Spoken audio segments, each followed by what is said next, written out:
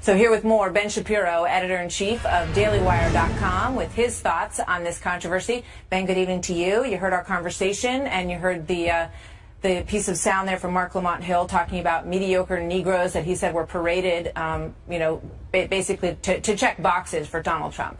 What do you think? Well, I mean, I think, first of all, anybody who says that somebody's a mediocre Negro because they disagree politically makes you a less than mediocre person. I mean, it's really quite a disgusting thing to say. And I don't think it's intellectually honest for Professor Dyson to be talking about how they were just wanting someone with more expertise. Because I really doubt that if Donald Trump had invited Thomas Sowell, for example, or Jason Riley of the Wall Street Journal to come in and talk about housing policy, they would have been supremely happy either. What this really is about is there's a cadre of people on the left who get very insulted anytime a Republican reaches out to a prominent black person who doesn't immediately slap that hand away and say, listen, you guys are the bad guys, because too many folks on the left like to racially polarize in order to make hay politically, and that really is quite terrible. I mean, the fact is that if we're going to build a better country, we're going to need to reach across the aisle, not just on racial lines, but along political lines, and labeling everybody one way politically based on the color of their skin is the essence of racism. The idea that your race is inherently connected with your political thought is inherently racist, and the left refuses to acknowledge that, unfortunately. How do we, what can Donald Trump do to sort of start to bridge that divide? And do you have any hope that he can? Listen, I think Trump's actually doing the right thing on a lot of these things. I think that when Trump invites people like Steve Harvey, or when he invites Jim Brown, or when he invites any of the other people he's been inviting to talk, Martin Luther King III, is that somebody who lacks gravitas? And when he invites all of these people to Trump Tower to talk about this stuff, I think that he's actually attempting to reach out. Now, whether you think that's just PR or not doesn't really matter. The bottom line is, what would Trump do differently if he were actually reaching out as opposed to doing PR? I'm not sure he would be doing anything differently. And again, the idea that the left can object to celebrity involvement in politics, I didn't see them whining and crying when Meryl Streep was ripping Donald Trump up and down over the Golden Globes. I saw them celebrating her heroism for wearing a $12,000 ball gown in front of all of her friends. Ben Shapiro, thank you very much. Good to see you, Ben. You too. Course, one government policy leads. On Sunday, Senator Bernie Sanders took to Twitter to deliver one of his usual messages. People go to the doctor because they're sick, get a diagnosis from their doctor, but they can't afford the treatment, he wrote. How crazy is that? So I responded snarkily, I go to a fancy store to check out a piece of furniture and I can't afford it. Totally crazy.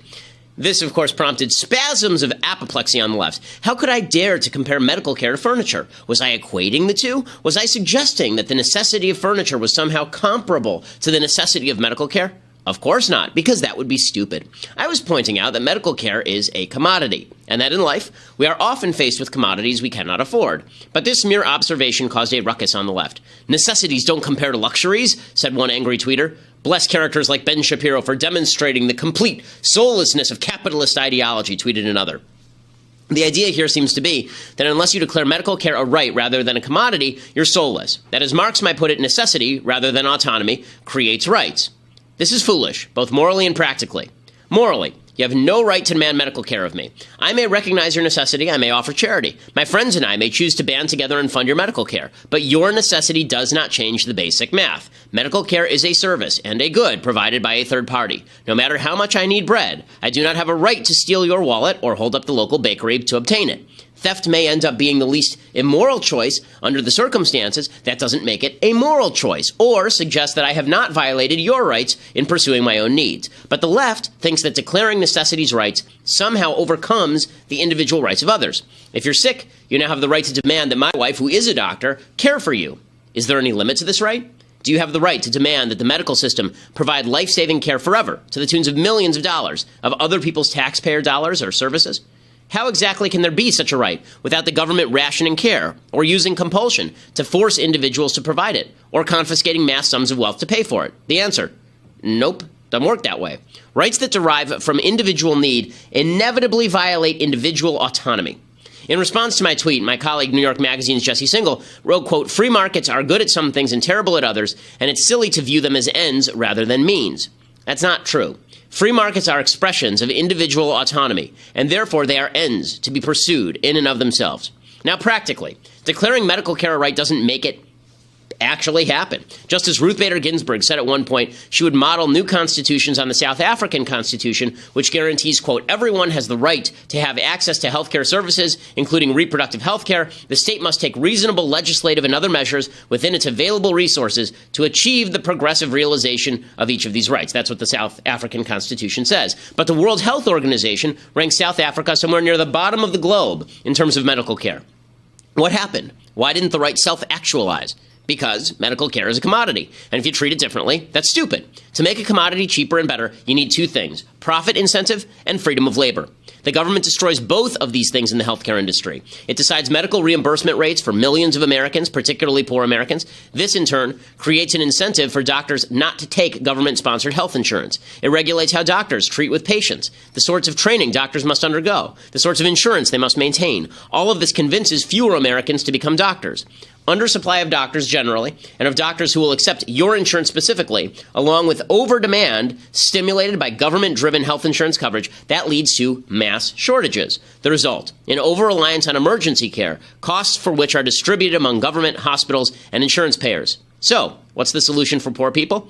Well, not to declare medical care a right. Certainly not to dismiss reliance on the market as some sort of perverse cruelty. Markets are the solution in medical care, just as they are in virtually every other area. If you treat medical care as a commodity, that means temporary shortages, and it means some people won't get everything we wish they would have. But that's also true, but worse, with government-sponsored medical care, as the most honest advocates will admit. And whereas government-sponsored medical care requires a top-down approach that violates individual liberties, generates over-demand, and quashes supply, markets prize individual liberties. They reduce demand. You don't demand more of what you have to pay for. And they heighten supply through profit incentive.